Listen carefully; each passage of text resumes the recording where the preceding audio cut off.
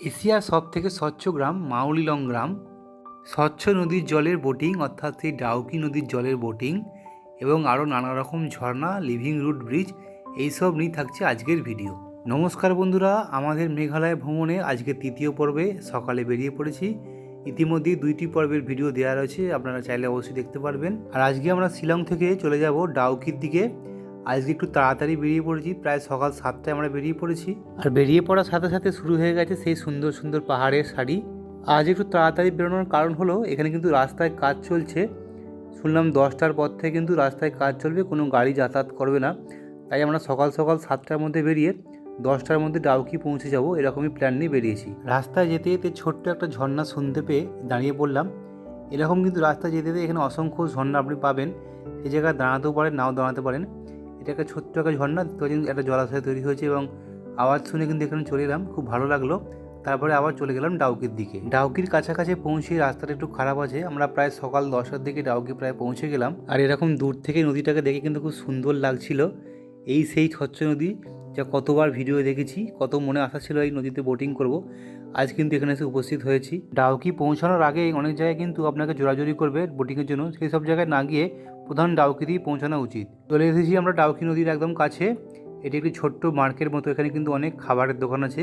এখানে চাইলে ব্রেকফাস্ট করে নিতে পারবেন, বিভিন্ন ফলও বিক্রি হচ্ছে এবং ভাতও পাওয়া যায়, দুপুরের খাবারও কিন্তু এখানে পাওয়া যেতে পারে। এখানে টুকটাক খাওয়া দাওয়া করে চলে গেলাম টিকিট কাউন্টারের দিকে। দেখলাম 800 টাকায় কিন্তু 3জন যেতে পারবে 45 মিনিট ধরে। এখানে টিকিট কাটতে হয়। আর এইখানে অসংখ্য নৌকা দাঁড়িয়ে আছে, এখানে আপনি যাওয়ার পর আপনাকে একটি নৌকা নিয়ে কিন্তু চলে যাবে। আর ওই দূরে কিন্তু বাংলাদেশের বর্ডার, ওই দূরে কিন্তু বাংলাদেশের বোটিংও হচ্ছে। টিকিট কেটে রসিদ নিয়ে চলে আসতে হবে এই ঘাটে। এখানে অনেক নৌকা দাঁড়িয়ে আছে, আপনি রসিদ দেখালে কিন্তু একটা নৌকা আপনাকে নিয়ে চলে যাবে। আমরা একে একে নৌকা নিয়ে বোটিং করা শুরু করে দিলাম। এই দেখতে পাচ্ছেন একটি করে নৌকা বেরিয়ে যাচ্ছে, এরপরে কিন্তু আমরা যাব। আর খুব সাবধানে কিন্তু এখানে নামতে হবে, নৌকাগুলো কিন্তু খুবই সরু। এই সেই মুহূর্ত যার জন্য কতদিন অপেক্ষা করেছি, অবশেষে সেই ডাউকি নদীর জলে বোটিং করতে শুরু করলাম। আর ওই দূরে কিন্তু বাংলাদেশের বোটিং দেখতে পাচ্ছেন, নৌকাগুলো কিন্তু একটু বড় বড়, ওখানে কিন্তু অনেকজন মিলে একসাথে বোটিং করছে ওরা। যাই হোক, আমরা এবার এই ডান দিকে চলে যাব। এই ডান দিকে কিন্তু ওই ব্রিজটা টপকে এক জায়গা আছে, সেই জায়গা অবধি নিয়ে যাবে। আর এই ভিউটা শুধু দেখুন, এরকম পাথর থেকে কিন্তু টপটপ করে জল পড়ছে আর তার মাঝ দিয়ে আমরা যাচ্ছি। একটা খুব সুন্দর মুহূর্ত। যদিও সেই যে স্বচ্ছতা ভেবেছিলাম ততটা স্বচ্ছ কিন্তু এখন নদীর জলটা নয়। একদম ডিসেম্বরের মাসে কিন্তু এই নদীর জলটা একদম খুব স্বচ্ছ থাকে। আমাদের মাঝি গুনগুন করে গান গাইছিল, তার তালে তাল মেলাতে মেলাতে আমরাও চললাম। আর এখন একটা সুন্দর মুহূর্তের সাক্ষী হলাম। আর এখানে দেখতে পাচ্ছি অনেকে কিন্তু মাছ ধরছে, লোকাল লোকেরা।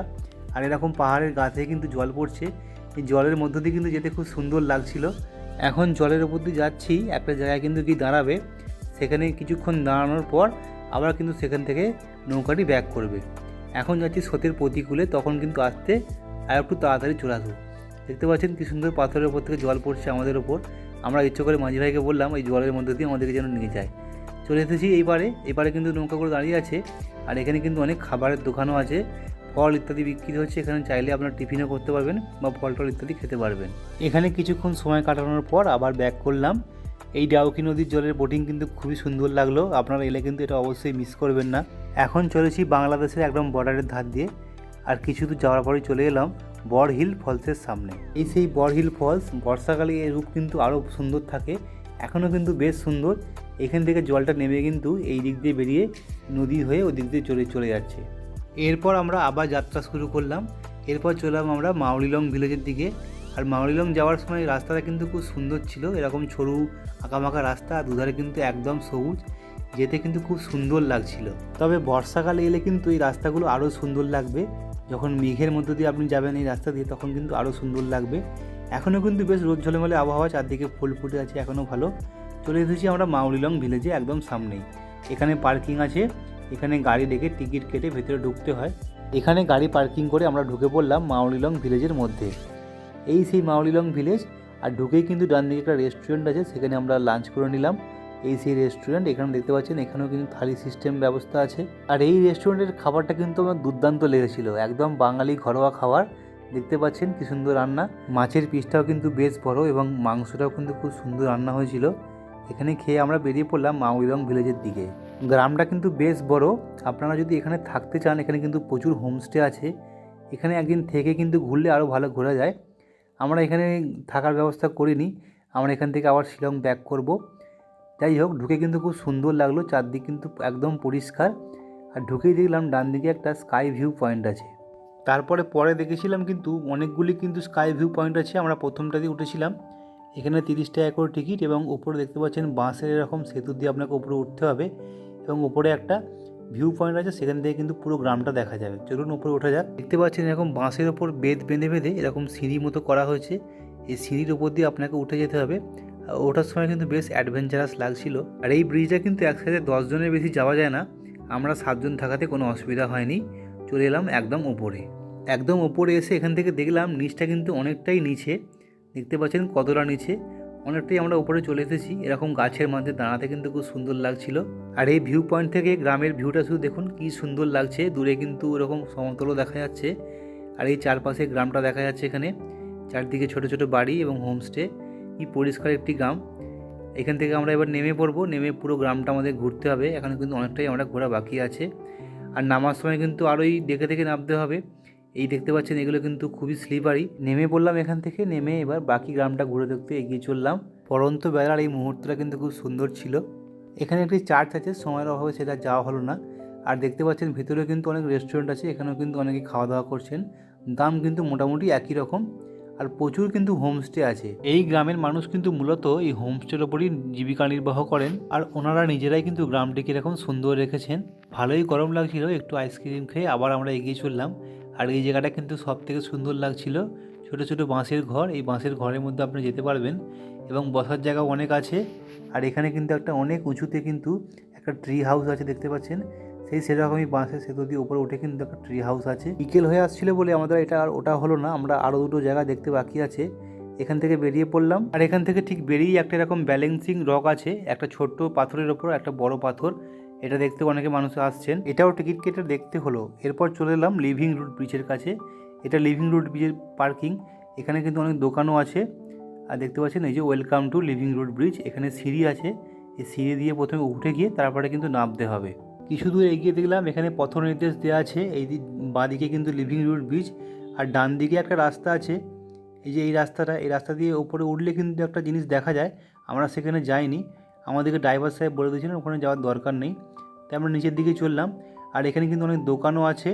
আর এখানে দোকানে কিন্তু ছড়ি ভাড়াও পাওয়া যাচ্ছে। আপনারা চাইলে এখান থেকে লাঠি ভাড়া করে নিয়ে নামতে যাদের অসুবিধা হবে তারা লাঠির উপর ভর দিয়ে উঠতে নামতে পারবেন। আমরা নেমে চলেছি এখন লিভিং রুট ব্রিজের দিকে। কিছুটা এগিয়ে দেখলাম এখানে টিকিট কাউন্টার, এখান থেকে টিকিট কেটে নিতে হলো। টিকিট কেটে আমরা আবার নেমে চললাম।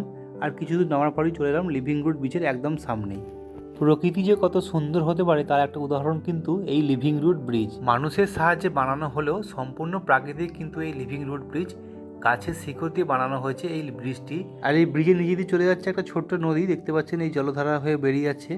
আর এই যে রাবার গাছটা, এই রাবার গাছের শিকড় দিয়ে কিন্তু এই ব্রিজটা বানানো হয়েছে। এখানে কিন্তু বেশ কিছুক্ষণ টাইম কাটাতে খুব সুন্দর লাগলো। এই জলের পাশে দাঁড়িয়েও কিন্তু কিছু ছবি তুললাম। আমরা চেরাপুঞ্জিতে double decker living root bridge যেতে পারিনি, তাই এই ডাউকিতে কিন্তু এরকম একটা সুন্দর লিভিং রুট ব্রিজ দেখেও কিন্তু খুব ভালো লাগলো। এইখানেই প্রায় সন্ধে হয়ে এসেছিলো। আমরা এবার শিলংয়ে ফিরবো। এই সিঁড়ি দিয়ে উপরে উঠে কিন্তু আমাদেরকে আবার মেন জায়গায় পার্কিংয়ের জায়গায় পৌঁছতে হবে। আবার সেই লম্বা রাস্তা পেরিয়ে আমরা চলে এলাম শিলংয়ে। আর আজকে শিলংয়ে এসে কিন্তু আপনাদের বলেইছিলাম বাজারটা ঘুরে দেখবো, তাই সন্ধ্যাবেলা ঢুকে আজকে কিন্তু বাজারটা ঘুরে দেখলাম। এটি শিলংয়ের সেন্টার পয়েন্ট। এই যে দেখতে পাচ্ছেন এই যে বিল্ডিংটা, এই যে সেন্টার পয়েন্ট লেখা আছে এখানে। আর এর ঠিক বাঁদিকেই কিন্তু এই যে বিল্ডিংটা দেখতে পাচ্ছেন, এখানে কিন্তু একটা বিশাল বড় মার্কেট আছে। আজকে এই মার্কেটেই কিন্তু ঢুকে পড়েছি এই মার্কেটের ভেতরে। ঢুকে কিন্তু প্রচুর দোকান ডান দিক বাঁ দিক দেখতে পাচ্ছি। এই মার্কেটটি কিন্তু অনেকটাই বড় একটি মার্কেট, এবং এখানে দোকানও আছে, এবং নিচে কিন্তু ফুটে নানা রকম জিনিসও বিক্রি হচ্ছে লোকাল। দেখতে পাচ্ছেন এখানে কিন্তু আমরা নেমে পড়েছি। এবার নেমে এখান থেকে আবার ডান দিকে একটা রাস্তা আছে।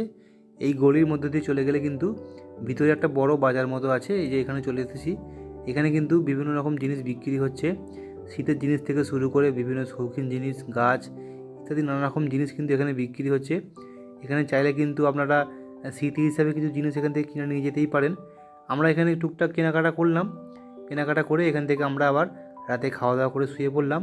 আগামীকাল আমরা এখান থেকে শিলং থেকে লোকাল সাইট সিন করে গুয়াহাটি ফিরে যাব, এবং সেখানেও কিন্তু আমরা একদিন থাকছি। সেইখানেরও সমস্ত ভিডিও নিয়ে আপনাদের জন্য আসছি। পরবর্তী পর্বের জন্য অপেক্ষা করতে থাকুন। আর আমার এই ভিডিওটা যদি ভালো লেগে থাকে তাহলে অবশ্যই এই চ্যানেলটাকে সাবস্ক্রাইব করে দেবেন।